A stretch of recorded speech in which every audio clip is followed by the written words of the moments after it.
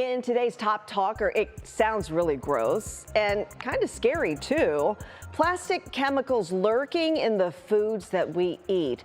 But the reality is those chemicals are there and we have known about them for decades. So Consumer Reports conducted some recent testing and now revealing some of the foods with higher levels of these chemicals and how we can avoid them.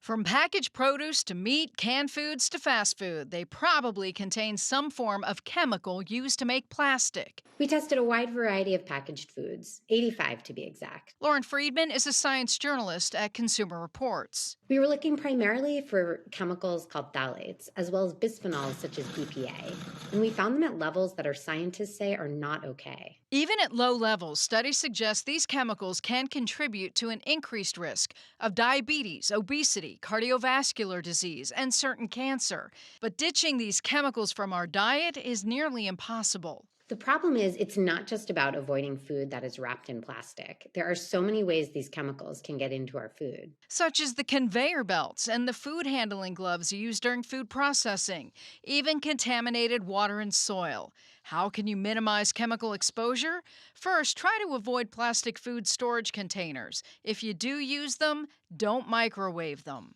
Heat can increase chemical leaching into your food, so it's a good idea to avoid storing hot food in plastic containers. Stay away from fast foods, which were found to have some of the highest levels of plasticizers in CR's tests. One reason fast foods may have such high levels is that they're often prepared by people wearing vinyl gloves, which are known to be extremely high in these chemicals. Try to eat fresh, minimally processed foods like unpackaged fruits and vegetables, and stick with wood, stainless steel, and silicone kitchen tools. And swap out those plastic water bottles for bottles made of steel or glass. Monica Robbins, 3 News.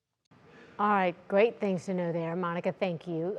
Consumer Reports, by the way, does recommend limiting high-fat foods in your diet, as some research has found high levels of phthalates in food with higher fat content. So that's a mess, basically.